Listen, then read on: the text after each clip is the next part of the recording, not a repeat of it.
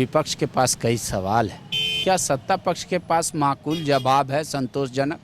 खैर जो जवाब देने हो तो मंत्री हैं, लेकिन कुल मिलाकर के लोगों की चिंता है जिन सवालों से लेकर के हो रहा है और बाकी चीज़ों, और ख़ास करके अलग अलग विधायकों ने जो सवाल हैं, जो इशू हैं अभी जो इसमें चल रहे हैं पंचायतों में, उसमें जो रिपोर्टें आ रही है, उसमें आवास को लेकर के आ रही है, परीक्षाओं को लेकर के आ रही है, उसको लेकर के लोग विचार विमर्श अपनी अपनी बात रखें।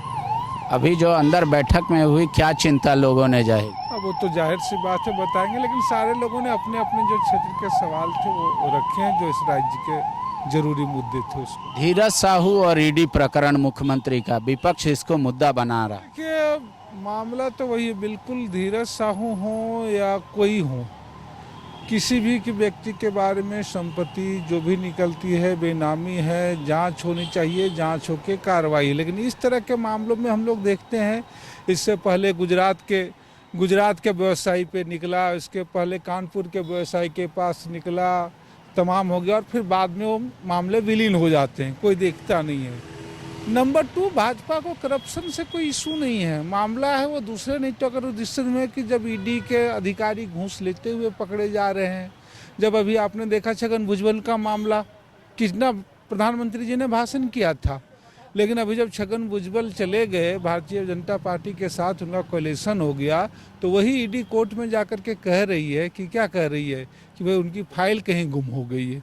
तो आप समझिए उनको करप्शन से दिक्कत नहीं है, भ्रष्टाचार से दिक्कत नहीं है, लेकिन वो सारे कीचड़ जो है वो कमल के नीचे जमा हो, उनका यही उद्देश्य है। लेकिन ये है लॉ एंड ऑर्डर पे भी सरकार घिर रही है। आप एवरेज निकालिए एक दिन के बाद मर्डर। बिल्कुल मुझे मसला लगता है, जो भी मसले हैं जिन चीज़ों पर हैं और समय कम है, इसीलिए हमने कहा है, मैंने तो खैर बार बार भी कहा है कि बाकी कई मोर्चों पे सरकार बेहतर रही है, लेकिन खास करके जो पूरे 3 साल कोरोना के बाद 2 साल गुजर गए, 2 साल कोरोना में, लेकिन नियुक्तियों और परीक्षाओं वाले मामले पे असंतोष है। इसलिए जो सरकार है उनकी परीक्षाएं लें, नियुक्तियों लें, और जिन अनुबंध कर्मियों को अस्थायी किया जा सकता है वो किया जाना चाहिए।